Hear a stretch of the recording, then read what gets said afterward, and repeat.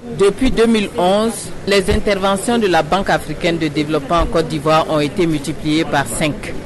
Dans la définition des axes stratégiques, vous savez, nous définissons avec la Banque africaine de développement des programmes périodiques, ce qu'on appelle les documents stratégiques pays. Donc, depuis 2011, la Banque a veillé avec nous à faire en sorte que les documents de stratégie que nous élaborons pour la Côte d'Ivoire soient alignés sur nos priorités. Nous choisissons et qu'elles soient alignées, bien entendu, sur la stratégie d'intervention de la banque elle-même. Cette stratégie, elle est depuis quelques années le top 5, le top 5. Le premier DSP qui a été mis en œuvre a été donc axé sur les priorités nationales, le renforcement des infrastructures au sortir de la crise, mais également les questions de gouvernance. Ce axe a été mis en œuvre avec satisfaction. On a parlé tout à l'heure de l'évaluation qui a donné une note de 3 sur une échelle de 1 à 4. C'est que la mise en œuvre a été satisfaisante, mais ça a permis de mettre à disposition des infrastructures importantes. Vous savez que la banque a participé, bien entendu, au pont Félix Houphouët-Boigny. La banque fait partie des institutions, je crois que c'est elle qui a porté le projet du bassin du Gourou, qui a bénéficié de cofinancement. C'était un projet qui a été important pour la ville d'Abidjan en matière d'aménagement de la ville. Et il y a également la Banque africaine de développement a financé beaucoup d'énergie. On a voulu projeter tout à l'heure un projet énergétique dans les pays de la Mano River qui permet de nous relier en fait et qui permet à la Côte d'Ivoire de vendre aux pays voisins là, de l'énergie.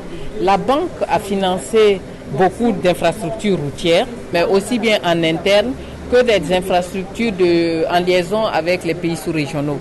Donc les infrastructures qui permettent de développer les relations entre la Côte d'Ivoire et les pays de la sous-région. La banque a financé également beaucoup d'infrastructures sociales.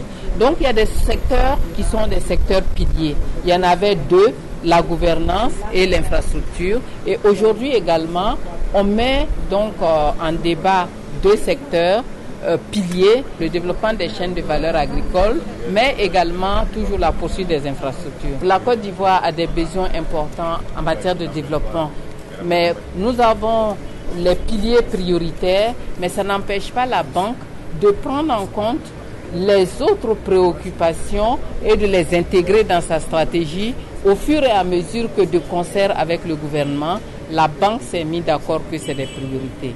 Ces priorités-là vont tenir compte justement de nos défis. Les défis en termes d'inclusion, nous les prenons quand même dans le premier pilier, c'est ça, madame.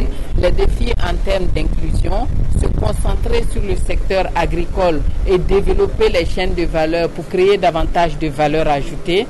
Vous savez qu'on continue de le dire, malgré toutes les évolutions, la Côte d'Ivoire demeure un pays agricole.